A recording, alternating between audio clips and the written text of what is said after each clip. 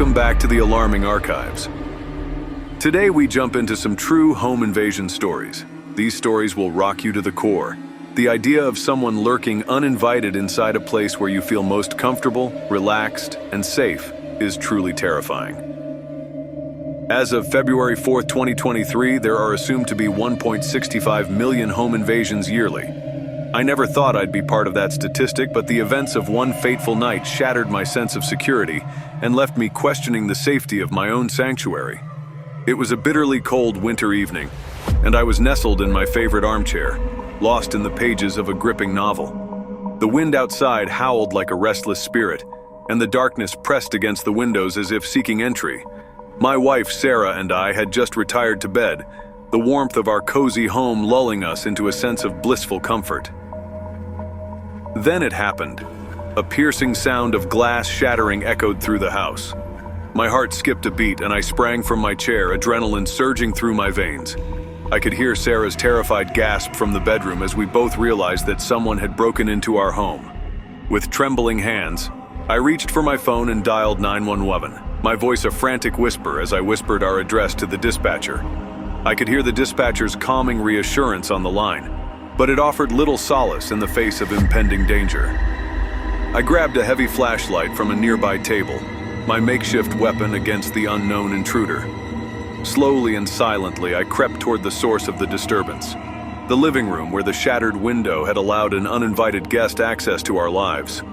The room was bathed in an eerie bluish glow from the moon. As I cautiously entered, I spotted the shadowy figure of a man, his silhouette distorted by malevolence.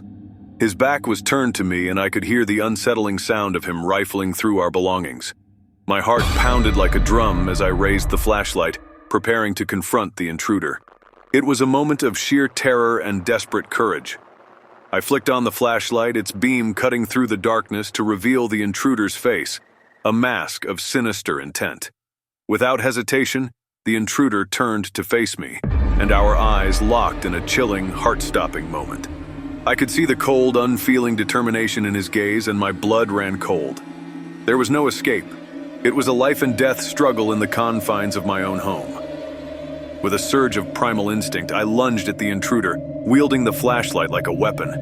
The ensuing struggle was a chaotic blur of adrenaline and fear. We grappled, fists clenched, the darkness our only witness. Minutes felt like hours as we fought for control, each move desperate and frenzied. The dispatcher's voice from the phone on the floor seemed miles away, a lifeline to a world that had been shattered. It was a battle of survival, a fight to protect our home and our lives. Then, like a mirage, the flashing red and blue lights of police cars bathed the room in an eerie glow. The intruder, realizing that the odds were no longer in his favor, broke free and bolted toward the shattered window. I watched in disbelief as he disappeared into the night, leaving behind a trail of shattered glass and shattered lives. The police arrived moments later, their presence a welcome relief. But the terror of that night had left an indelible mark on my soul. The statistics had become a haunting reality, and the safety of my home had been violated in the most terrifying way possible. In the days that followed, I couldn't shake the feeling of vulnerability that had seeped into our lives. The sanctity of our sanctuary had been irrevocably shattered, and we were left to rebuild not just the physical damage, but the emotional scars that would linger for years to come. This true home invasion story serves as a chilling reminder that danger can intrude even into the most sacred of spaces. The walls that shelter us may not always keep us safe, and the line between security and vulnerability is razor thin. In the darkness of the night, the unimaginable can become all too real, leaving an indelible mark on those who survive to tell the tale, the bluff that saved us. My in-laws live in a quiet suburban neighborhood where nothing much ever happens.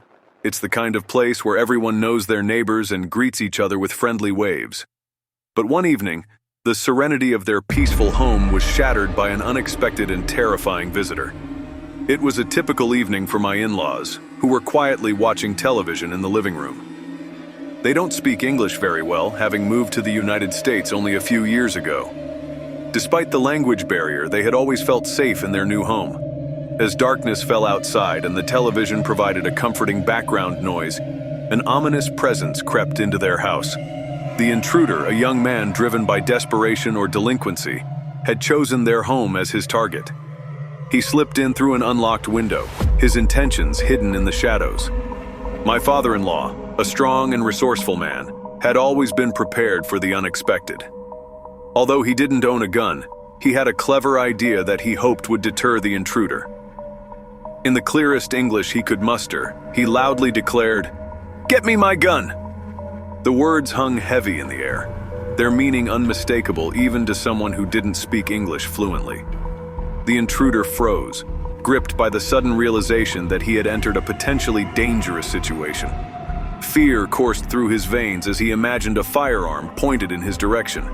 In a frantic panic, the intruder hastily retreated, leaving behind the ominous path he had taken into the house. My father-in-law's bluff, though bold and deceptive, had worked. He had used the only tool he had, his voice, to confront the intruder and protect his family. The police were called, and the intruder was apprehended shortly after, thanks to a vigilant neighbor who had witnessed the suspicious behavior. It was a harrowing experience for my in-laws, one that reminded them of the importance of vigilance and quick thinking in the face of danger. While my father-in-law had never owned a gun, his quick wit and bravery had saved the day.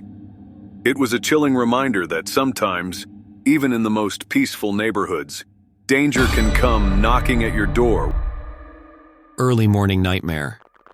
At 6 a.m., I was deep in the embrace of sleep when a thunderous bang rocked my world. Normally, this early hour was reserved for the sweet surrender to dreams, but not on that fateful morning. Disoriented and groggy, I initially dismissed the noise as the usual ruckus caused by my perpetually mischievous cat tree downstairs. I rolled over, attempting to salvage the remnants of my slumber, but fate had something different in store. My elderly cat, a creature of habit who had not shown any inclination for agility in years, suddenly sprang to life. With astonishing grace, she darted into my bedroom, seeking refuge beneath my blankets. Her frantic behavior was a jarring anomaly, a stark departure from her usual languor. It was a sign that something was awry, a truth that transcended the typical mayhem associated with a cat tree. As I struggled to shake off the residual fog of sleep, the surreal tableau unfolded before me. Two shadowy figures ascended my staircase, their every move pregnant with purpose. Time seemed to warp, stretching and compressing in a disorienting dance. Panic surged through me, an icy grip that squeezed the breath from my lungs.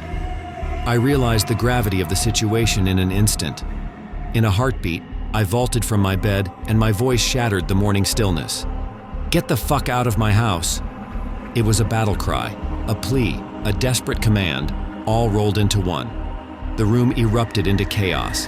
I lunged at one of the intruders on my front lawn, driven by a primal instinct to protect my home and my life. But he was agile and determined, wriggling free from my grasp. As he made his escape, I glimpsed the getaway car. An indelible image burned into my memory. I strained to memorize the license plate, repeating it like a mantra, but the numbers eluded me, slipping away as if mocking my efforts. Frustration surged as I berated myself for the lapse in memory, fueled by the anxiety of the moment. In the aftermath, I pieced together the fragments of that harrowing morning.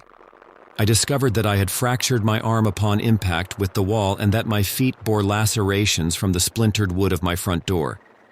The adrenaline coursing through my veins had masked the pain and injuries, while time had lost all meaning, becoming an abstract concept. Intact, my belongings unscathed. Yet the psychological scars ran deep, etching themselves into my psyche. I came to understand the inexplicable nature of an adrenaline-fueled fight-or-flight response, a surreal phenomenon that defied explanation. Determined not to fall prey to such a nightmare again, I took immediate action. The very next day, I installed security cameras throughout my home and welcomed a guard dog into my life, a vigilant protector against the encroachment of danger.